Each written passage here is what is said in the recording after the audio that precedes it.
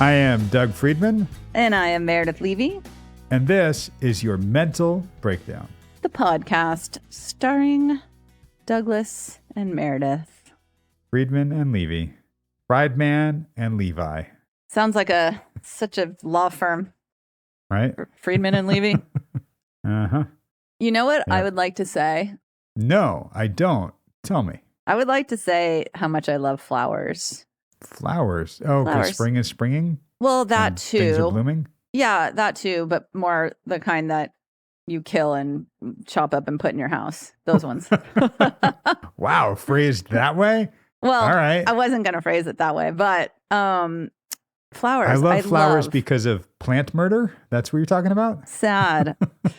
Well, because I just love flowers, and I have a thing every Saturday. I go to farmer's market and I get flowers. So do we. That's one thing I love. Not one thing. That's one of the things I love about my girlfriend, that we always go to the farmer's market on Saturday and she gets awesome flowers. Oh my God. Yeah. So there's flowers for the house every week, Twinsies. which is nice. Yeah. And it makes me so happy when I walk in the house. I mean, I love my place anyway, but just walking in and seeing flowers, and I have them like in various different rooms. Oh, wow. You go all out. How many sets of flowers do you guys get? Just one? Like one giant one, and then sometimes we'll break it into a couple. But I mean, we'll get like maybe 2 or 3 bunches of things and then That's what I mean. separate it and play with it. I guess if we were really, as Drew would say, gangsta, then we would get like the little eucalyptus or the dragon's breath or baby's breath or whatever it's called, and like add that into it. But no, that's flowers. Yeah, that's a lot. But I try to do complementary colors. Right now I have pink, purple, and like these rad orange and red tulips. Wait a second. We just did purple and orange. No way. That was this week's purple and orange. Yep. Oh and it was my awesome. God. Okay. Well, yeah. Yep. Doug's girlfriend. Yep. We're twinsies. Flower. What's your favorite flower? I got mine. It's very easy. It's very consistent. It is what I like always. But what is yours? Ooh, I love dahlias and I love calla lilies. I like a lot of flowers. Calla lilies. Nice. What do you like? Absolutely love stargazer lilies. Love those too. It's just that the middle part drops. You have to just like pull it off. Well, you got to stay on it. Yeah. Yeah. When I love how they could be closed pods for a while and then they open, and the smell is amazing. It is so powerful. Yeah. It takes over an entire house. It's why I love Christmas time and getting a wreath and a tree. Because I love that smell. And same thing with lilies. Very different smell, but yeah. Awesome. By far my favorite. So that was my thing on flowers. I love flowers.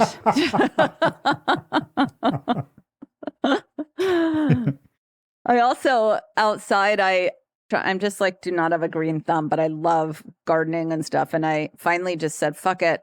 This lady at the nursery told me, just get a bunch of these wildflower seeds and just throw them.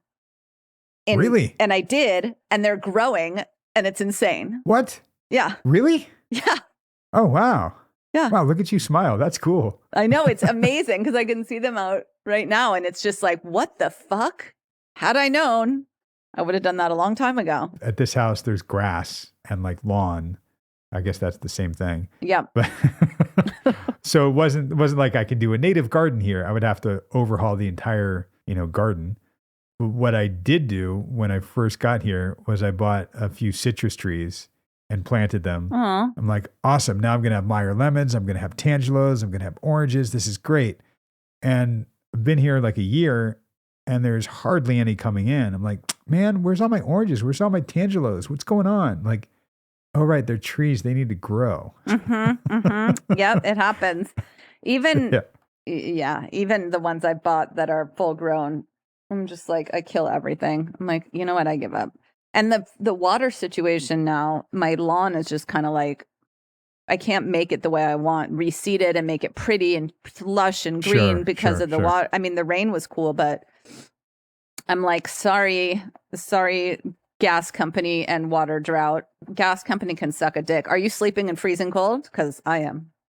I love it freezing cold, so I don't mind that. Yeah. Well, Meredith, I will say this to you. if you are ever low, anytime you want, I'm happy to come over. I have tons of gas I can share with you. I was just waiting for that.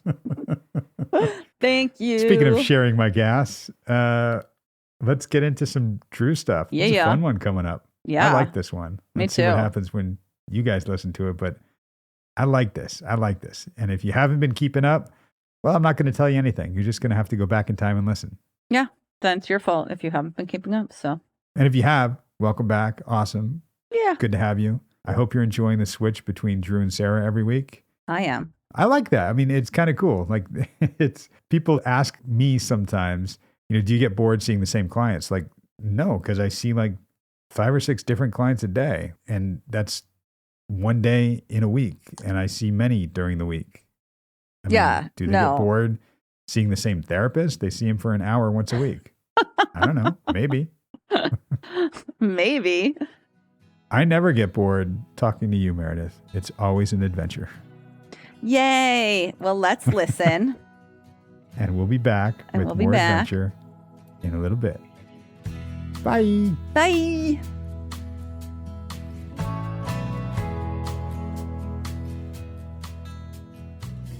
You and I haven't talked for a few weeks. Fill me in. Tell me what's going on. I got a lot for you, but I think first and foremost, just the idea of going home for a little bit and just kind of like regrounding myself up there would be good for me. I want to get back to the woods, but I think the big part that I want to talk about is one, my mom's not doing very good. My dad mentioned it to me a couple of times over the last 2-3 weeks of she's just struggling. And one of my fears and worries is putting on the cape and running back and trying to go help my mom where I don't think I really can.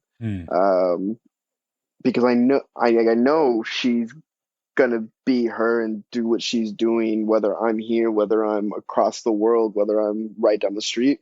It's not gonna really make a difference, you know what I mean? But on the other side of that, I do think I haven't seen my mom in a while. And then my second thought that I kind of want to dive into too is my dad mentioned that I've known this for a while, but he's retiring. And so like my thought process behind that one was, well, damn, my dad's going to retire. And then because he wants to buy a boat and like sail and go across the world and do just adventurous stuff in his latter half, right? And I respect that. I'm like, fuck yeah, dude, go have fun and go do it. And I don't know what's going to happen with my mom on the road and the way that dynamic is and the way they are and just everything about it. I almost feel like time is of the essence and it's kind of a pressure on me to spend as much time as I can with them while I got them. And then third, what's it like with me and a kid right now? It was a big thought process, raising a family and what that looks like. And, my first instinct was remembering running around in the woods and playing in the dirt and, being outside as a kid and hanging in the neighborhood and, and not too much worries and just kind of kicking it. I just think now I'm kind of pushing how I was raised, more so now. I think every day I feel more and more, not that he's mine. I might need help how I phrase this. But I feel like he's my son. And I'm also knowledgeable that he has his dad in the picture, which is like the dopest thing ever. And so the role I'm kind of playing is father figure, but also more along the lines of best friend. And now we're in a cool relationship to where, we cuddle and watch movies and, he's conversing now and having real conversation, not just 1 or 2 words. So it's been really fun to see him grow and see pieces of me that he's picking up on. I think that's a different side of me than I knew I had, and everything that's combined in the dynamic of the parent to kid relationship is helping me grow. There's a few things in here that will hit that I hear from you. Yeah. And I'm going to kind of take a position of challenging you a little bit. Okay. Yeah. Fuck yeah. Yeah, I'm going to go hard on you a little bit here. Okay. Just because I want to be able to pull this stuff out, because what you're telling me sounds great. It sounds awesome. And it also sounds like a child saying this to me, not an adult. And I say that because, you wanting to be a kid's best friend, you were your dad's best friend. He was your best friend. So of course you're kind of replicating to a degree the relationship that you had or wanted with your dad, right? You worked really hard to be taken as an adult and seen as an adult with your dad, to be independent. And at the same time, having some of those memories of being a kid and having him be dad was really important and impactful for you.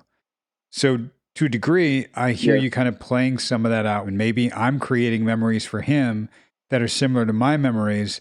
So I wonder how much of it is about kind of recapturing you being a child. I think it definitely plays a part.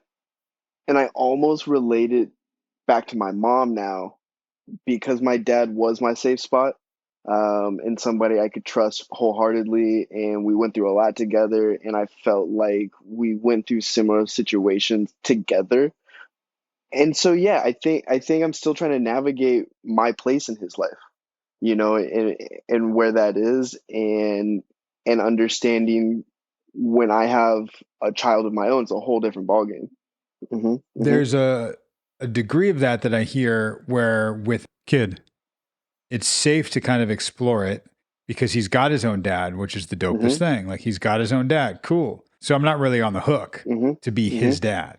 And when you threw in your mom, Drew, I started thinking like, maybe I am the stability for kid the way my dad was, because girlfriend is the instability that my mom was. Not to the degree, but I see that playing out. Right.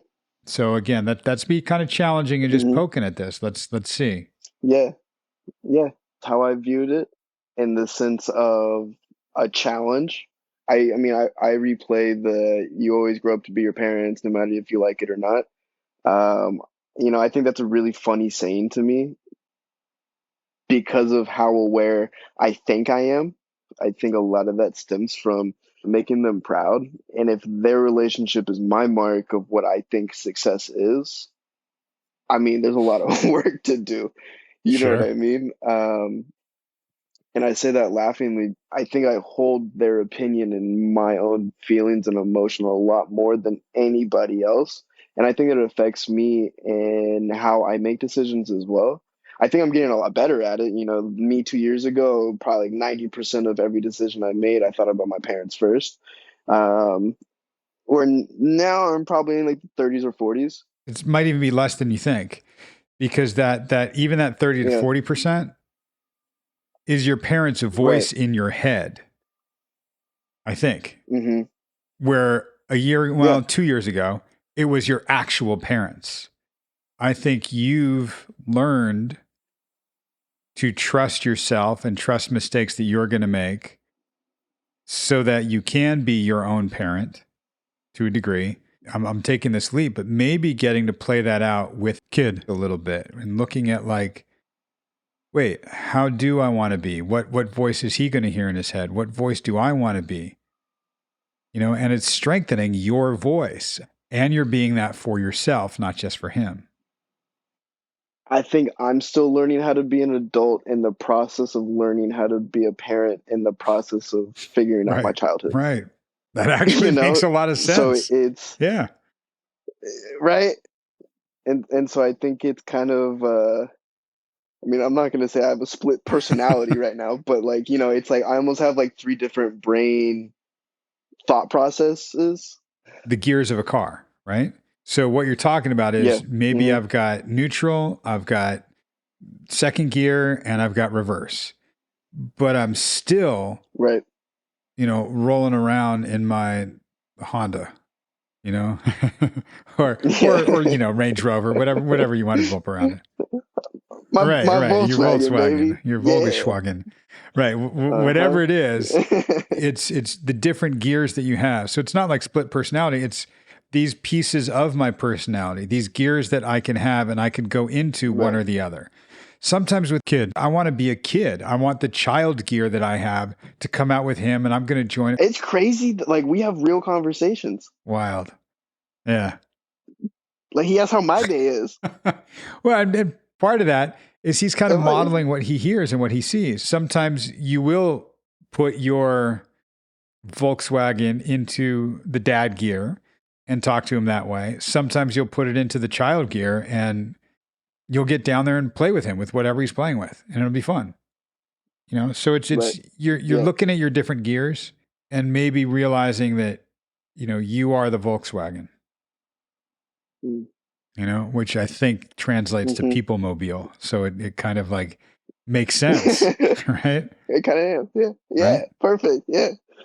Yeah. I like the gear analogy right there, because that's exactly what I was trying to Mm. say. I just didn't know how to Mm-hmm. say it. And I can feel myself of finding different gears now. I think I'm getting a lot better balancing, finding different gears of people on my right and people on my left. Good example would be like kid playing on the floor. There's like Legos, and then girlfriend having like a hard day at work, and so I can still play with Legos and be there in this space too, without picking and choosing one or the other, which I also think has been a really big learning curve for me, because it's been all in or all out for majority of my life, right? And so it's almost like I was all in to play, or I was all in to focus on the situation that needed to be fixed. I'm not, what's the word? Is the word I'm looking for omnipresent? That works. Yeah. Yeah. So like, and being in both, and not in each one, but not fully in one. Being everywhere all the time, being everything to everyone all the time. Can't do it. You can shift gears. You can be in child gear and play with kid on the floor. You can shift into partner gear and help girlfriend with a hard day. You can shift into the gear where you need a little something because you had a hard day. You don't have to keep it all together for everybody. Right. Yeah, and that was another really cool one for me. Might have happened yesterday, the day before. I was in the car or something. But hey, just so you know, I've had a rough couple of like the last 2-3 days. I never really showed it, and I'm sorry, but I need some help a little bit. I just don't feel very good, and emotionally right now. And that transgressed into a couple check-ins. Hey, you okay? Is there anything I can do for you? I got you some candy, that kind of thing.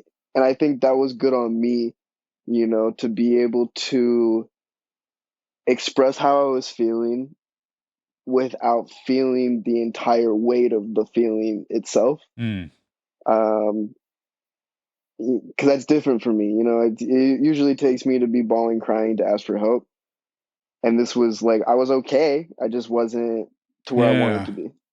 It's a new level of vulnerability. And I love that for you, because that's you being able to say, I'm just having a tough day emotionally. You didn't have to explain exactly what it was and what was going on.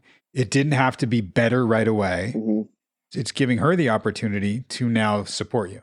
Yeah. I think back to, I'm just going to throw the examples. Ex-girlfriend, an old girlfriend from home. Okay. You tell ex-girlfriend about this. Uh-huh. Like, hey, I just need some support. Well, can't you just support yourself? I don't even know what you need. Why are you doing this? What are we even doing here? I'm not your, and it would just be like, shit, I shouldn't have said anything. You might tell old girlfriend from home. She'll be like, I'm flying down tomorrow. I'll take care of you. I'll be with you. I'll hold your hand. Even when you're taking a crap, I'm going to be there in the bathroom with you, and I'll wipe your ass for you. Okay. And I'm exaggerating a little bit. No, but... you nailed that. It's like to the T. Right. So it's funny, but tell me why it's funny, and tell me where the truth is in it. I mean, my first thought of why it's so funny is because you nailed them perfectly. So I must talk about them exactly how they are. It's like, that was perfect. I really like the challenging nature of what this conversation started as. And I almost felt the switch of the pat on the back now conversation, if that makes sense. It does. And I like the challenge a lot more. Like, I feel like we got a lot further in those like 2 sentences than the fluff. And so I wonder if there's like more we can challenge and more we can kind of dive into on the same subject. I love that. I love that you picked up on that. This might sound like fluff. I'm like, I love that you just said that. And here's the challenge part. Yeah. Previously, you couldn't take it. Yeah. I couldn't challenge you. Yeah. If I pushed you, it would push you over. Yeah. You weren't in a place. Right. You are in a different place now. And you have been developing that over time. That's been growing in you. I've always been able to challenge you in ways. We're exploring like, well, what gear am I in? What is that like? What is that doing for me? And really challenging you to think about being in cruise control or neutral. Right. Like you like when you have direction and when you're moving towards something and you're doing something and you're growing. Yeah. Because there's an element, I think, of what you're doing that's hiding out. We talked about it in certain ways, but I'll say it bluntly, and I don't mean it this way. This is like very challenging and not accurate, but you're playing house right now. You're living with a woman and her child at her mother's house. Right. You're adulting, but you're not. I would never say it this way. Like, dude, get your shit together. Like, that's not what I'm saying. But that element of challenging, going, well, wait, what am I doing? You are kind of going through the motions on cruise control, not quite the autopilot that we've talked about before, but, and I see you nodding as I'm saying this, because there's something like, yeah, no wonder you like the challenge. I don't want a pat on the back, because things aren't just going in a direction I necessarily want them to go. I love the challenge. I love it. I think there's elements in there that are 100% true in the playing house, in the autopilot, and somewhat of replacing what my childhood was into this now. But I'm aware of what you're saying. It's just more of a subconscious awareness of it. And I think that's why I've been not really happy and not really sad, but kind of in the middle somewhere, and kind of accepting that as growth. And I'm looking for a support system that I don't have down here. She does, I don't. The part that I really want to dive into is challenging myself for the challenge's sake, and knowing what that is. And I mean that in the sense of moving to Seattle would be a huge challenge, of moving a family up there and having our own spot and finding a new job and, rekindling old relationships and everything that would take to get up there. Why do you make that face? Because I'm agreeing with you that you can do that, and you would do that for the sake of the challenge. Right now, that would be for the sake of the challenge. You're right. Right. I'm hearing that. I'm feeling that. There's a book. I'm going to quote it. I didn't even read it. It's called Fire in the Belly by Sam Keane. There's 2 questions you got to ask yourself, and you got to get it in the right order. First, though, you have to know who you are. Then the 2 questions are, where am I going and who's going with me? And you have to get them in that order. Because if you're like, who's going with me? Girlfriend and kid are, and we're going up to Seattle. Cool. Well, where are you going? Oh, Seattle. No. Where are you going with your life? What are you doing? And who am I? Maybe I haven't answered that question. A little challenge in the last minute here that I'll just sprinkle, we'll hit it next time, is I don't know that you're really going to know who you are while you're hibernating, hiding out. You're learning these different facets of yourself and the relationships. When I highlighted ex-girlfriend and old girlfriend from home, I'm doing that because they were very young relationships. Right. This one isn't that kind of a young relationship, but it's young in your relationship with yourself. Right. And that's where the real challenge is. The challenge isn't going to Seattle and seeing if I can do that. You can do any challenge. Right. But the challenge is going, wait, let me see who I am, where I am, what I really want, what I really value. I know how I would parent a kid to a degree, but how would I parent myself? Those voices in my head, not my mom and dad, but my voices. What are they saying? How do I want to be? And when you get a sense of that, then okay, now where do I want to go with this? I think the real challenge comes from answering those questions. Yeah. Not from going to Seattle or staying here and making something happen. Right. That's the easy challenge. Yeah. Yeah. Let that sit in there. Yeah, because I was going to respond to it, but I was like, no. I want this one to sit and think about and be. And this is not fluff, but I like how you're doing therapy right now, because you're going, yo, that fluff piece, like, yeah, I don't need that right now. I need the challenge. Yeah. And the fluff, you have needed that before. Oh, very much. I'll let you know when I need it again, because I know I will. Right. I like this one. We need to do more of this shit. You are reaching a level of maturity where you can take this on and you can actually think about it, look at it, and look inside for it. Yeah. Yeah. Let's do it.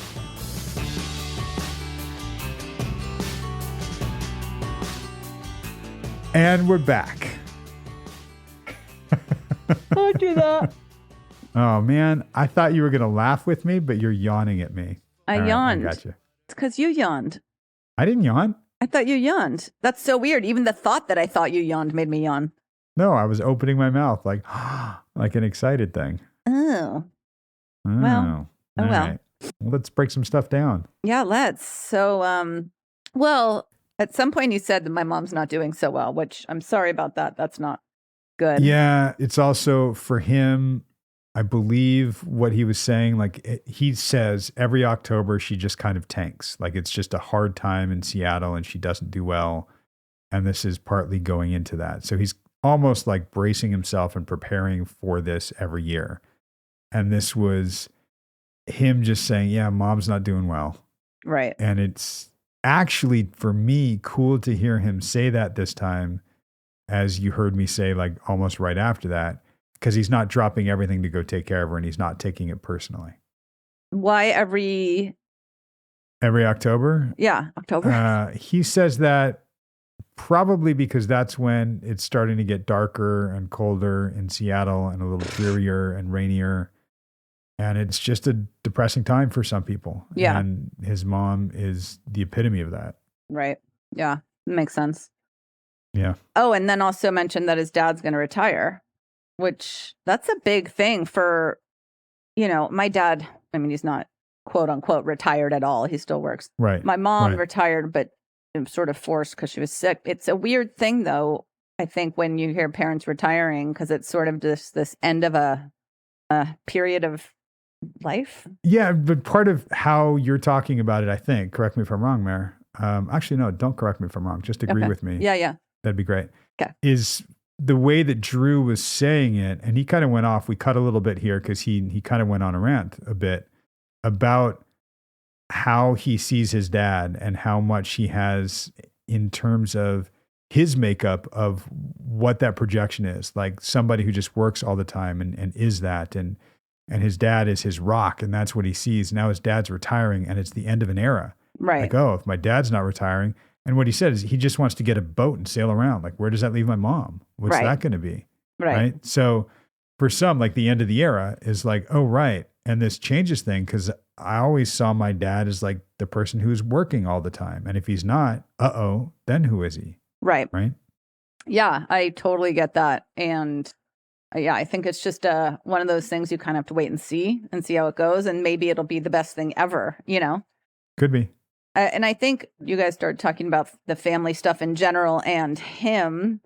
At first, I had to Right. rewind. I was like, what the fuck? He has a kid? And then I was like, oh, his girlfriend's kid, right? Right. His girlfriend's kid. Yep. Yeah. Yep. And which he said before, there's the baby daddy who's still daddy to the kid, which, as he said, is the dopest thing. Yeah. Right.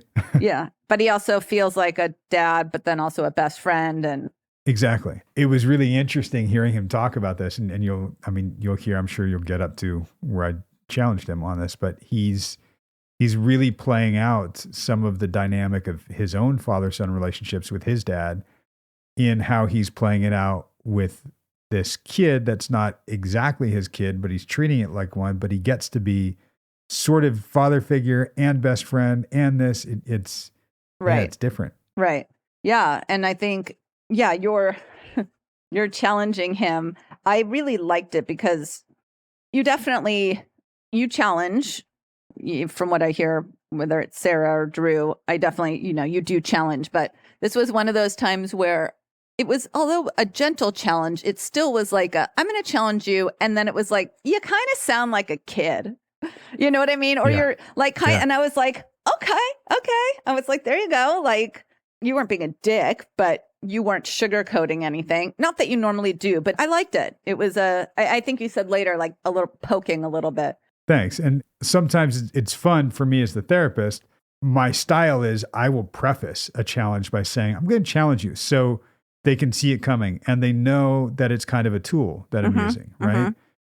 And sometimes it might just be that it's not a challenge. It's something that they'll agree with. But because I framed it as a challenge, they might take it that way, which is sort of what he did. Like, wow, you sound like a child saying this. Yeah. And he didn't really. Like some of what he's saying, those are adult things that he's thinking about. Right. But I wanted to frame it in a way that goes, look, you've been becoming an adult more and more, and maybe seeing the dynamic of you and this kid and feeling you and your dad, you're challenging what that dynamic really is. And we're going to define it right now in this session. Right. Right.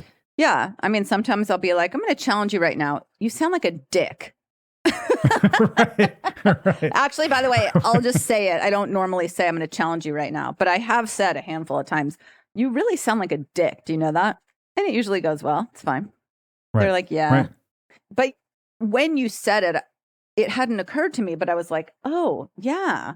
The replication sort of a repetition of him, of how his dad was his best friend, and like, you know, how much of it is like learned behavior from that.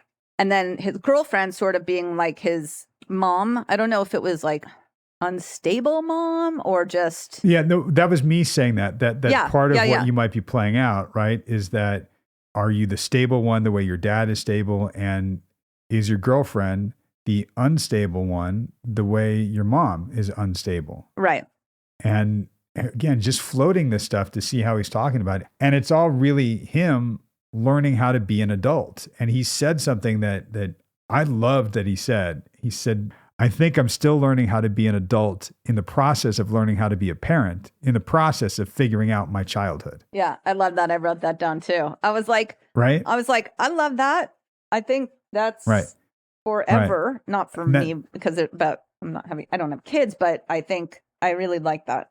Well, you don't have kids, but you have clients. I would argue you as an auntie, because you feel this way about your niece and nephew very much and always have. Yeah. And your clients, you are being a parent to all of those. Yeah. Right? True. So figuring that out. Yeah. Yeah. It's kind of like that never ending process, right? Whatever it is, it's just sort of that cycle of life. And I would love to take it back to even about, and then learning how to be like, whether it's like an older adult or a senior or a grandparent or a, full circle type thing.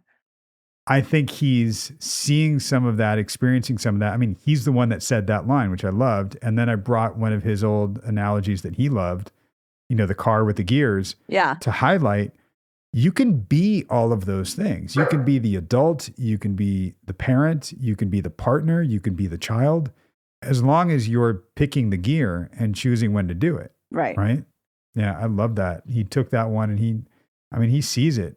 It's very cool because he's, even by virtue of me saying some of this stuff to him and looking at, I'm getting ahead of myself. Let me slow myself down. When he was talking about needing a little bit of help from his girlfriend. Right. And he said, yeah, I'm just kind of, feeling a little bad. It's not like I'm not feeling the entire weight of everything.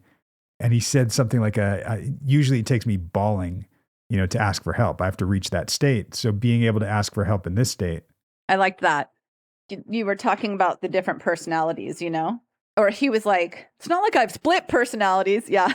And right. That. And I was like, yeah. Because one of the things I focus on so much with my clients is like how there's so many parts to us. And I've talked about this a lot, but there's so many parts to us, and what comes out at some point or what comes out at another point, it's all there. So it's not different personalities that, oh, that's weird, I'm shifting from this to this. It's like, yeah, that's in all of us, I work with a lot of clients on that in terms of being consciously aware of that. When we're unconsciously aware and we just kind of go, wait, whoa, why was I just like that? I just kind of regressed, or I just kind of did this, or man, did I just sound really formal or enunciated right there? Right. And that's why I mentioned the gears thing and being able to pick a gear and do all this. A lot of what I'll say to clients is we need to disintegrate so that we can understand the different gears, the different parts, and then reintegrate. Because the reality is we are one person that has all of these facets. Right. And the facets don't overtake you. I mean, they can if you have dissociative identity disorder. Right. Or split personality.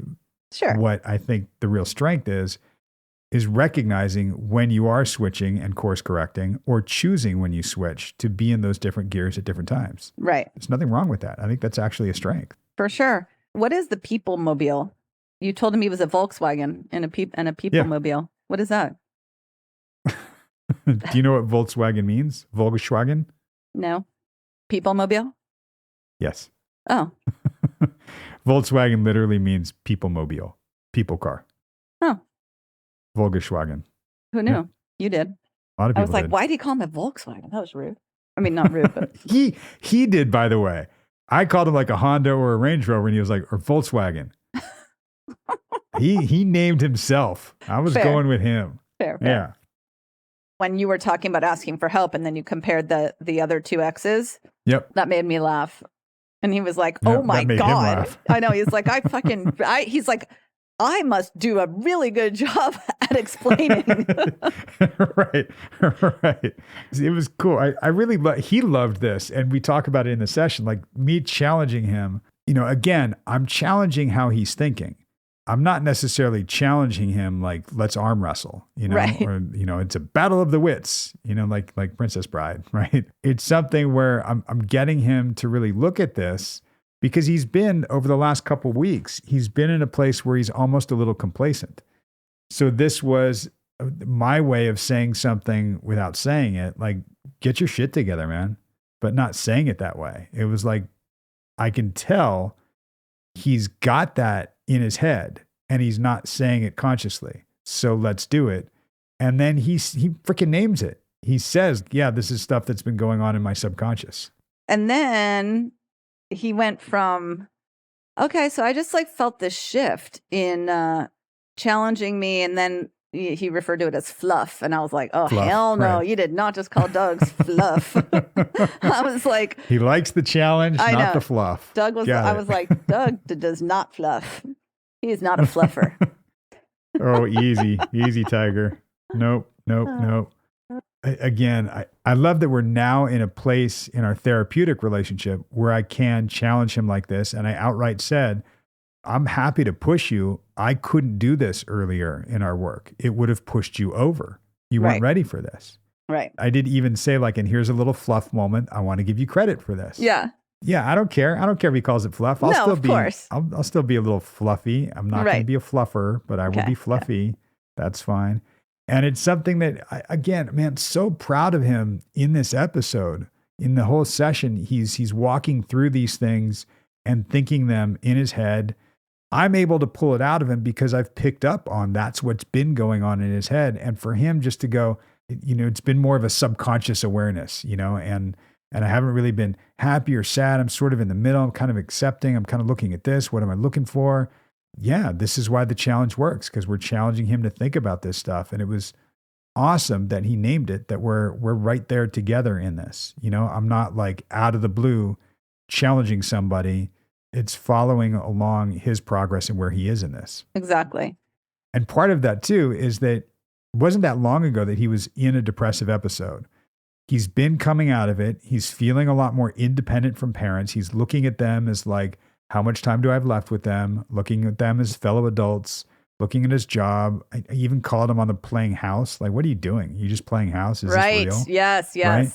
And all of this is leading up to, okay, well, who are you and where are you going? What are you doing? Yeah, that was the other thing, playing house. I was like, oh. Right. Again, that's the challenge nature of this, which he loves. Because I'm not just pulling this out of thin air. I absolutely know he's been thinking about this. Right. He just hasn't said it. That's why when he said it's been in my subconscious awareness, I'm like, yes, I know. And that's what therapy is, bringing the subconscious to consciousness so we can talk about it and figure it out. That's the challenge. Yeah. I love you guys together.